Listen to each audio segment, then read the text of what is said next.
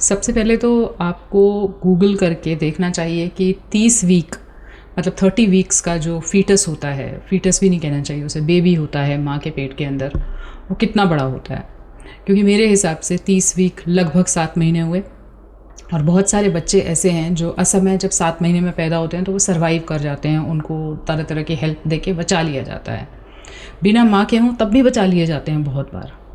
मैं आपको क्यों ये बता रही हूँ, क्योंकि अभी कुछ दिन पहले सुप्रीम कोर्ट ने ऐसे ही एक 30 वीक के बच्चे को, अजन्मे बच्चे को मेडिकल टर्मिनेशन का आदेश दिया। क्यों दिया मैं आपको बताती हूँ। ये लड़की जिसको कहा गया कि वो 17 साल की थी एंड शी गॉट प्रेग्नेंट, वो अपने किसी दोस्त के साथ जो है सेक्सुअल कांटेक्ट में आके वो प्रेग्नेंट हुई। और जब वो जन्म देने की स्थिति में है तो वो 18 साल 4 महीने की है। ये सारा कुछ जो है डॉक्यूमेंटेड है, मैं अपने मन से नहीं बोल रही हूँ।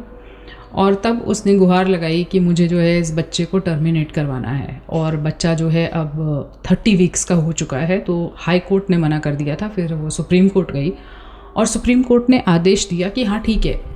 और साथ में ये भी कहा कि हम किसी महिला को फोर्स नहीं कर सकते हैं कि वो किसी बच्चे को जन्म दे।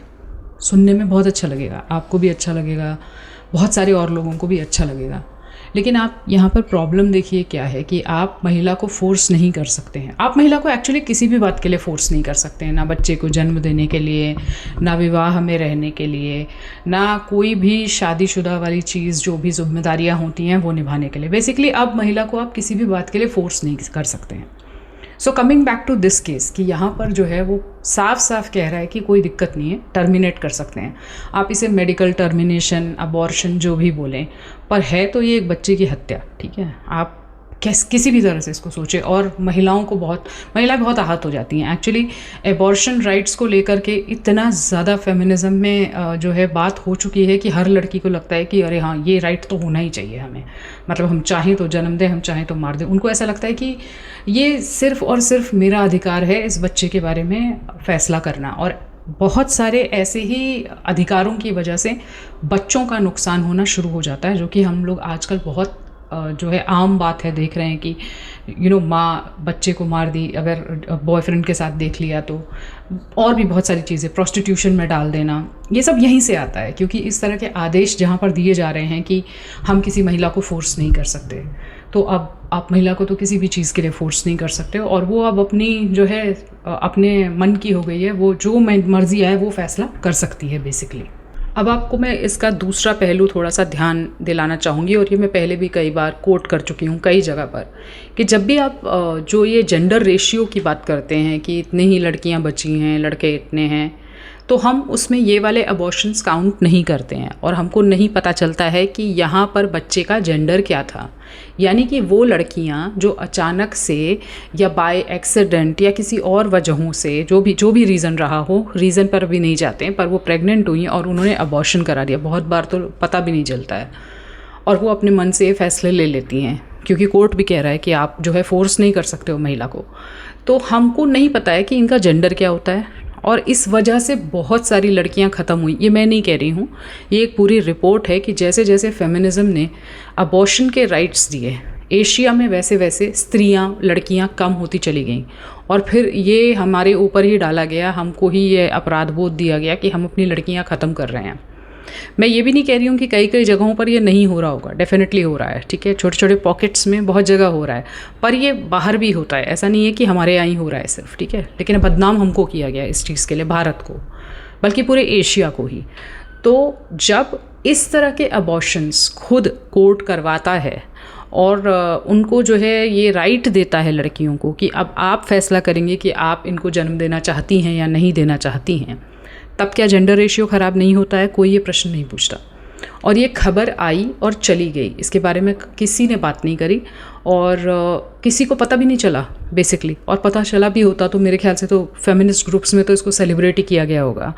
बेसिकली आप हत्या करने के लिए आराम से लड़की को जो है अधिकार दे रहे हैं कि यू हैव द राइट, कि आपका मन करे आप इसको पालो, मन करे ना पालो। मतलब ऐसा भी हो सकता है कल को कि अभी आप 30 वीक्स बोल रहे हैं, बाद में जब वो बच्चा पैदा भी हो जाए, बड़ा भी हो जाए, तो भी कोर्ट कहेगा कि भाई तुम्हारी मर्ज़ी है, तुम पालो या ना पालो, हम एक महिला को फोर्स नहीं कर सकते हैं कि वो बच्चा पाले। तो इस तरह के आदेश भी आ सकते हैं कल को, अगर यहाँ तक बात आ ही गई है तो।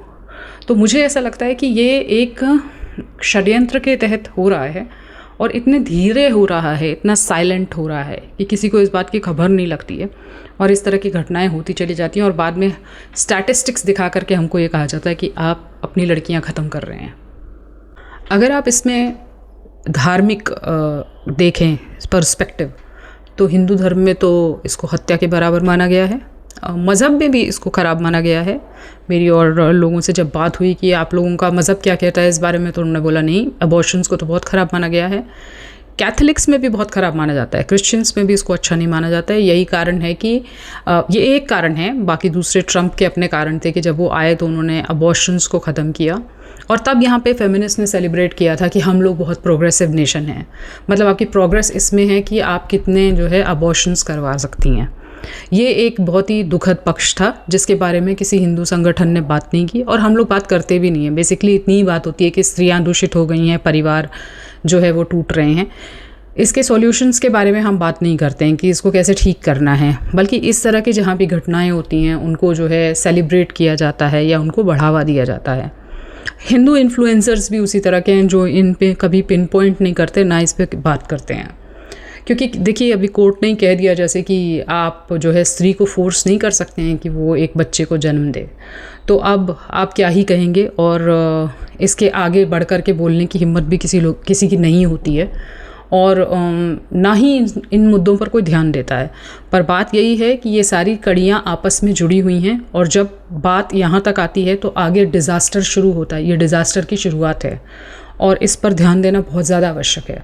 आप अपने पॉइंट्स भी मुझे बताइएगा। मुझे तो ये बहुत दुखद लगा, डिस्गस्टिंग लगा और ऐसा लगा कि अब मतलब इसके आगे कोई दुनिया में कुछ कहने को रह ही नहीं गया है।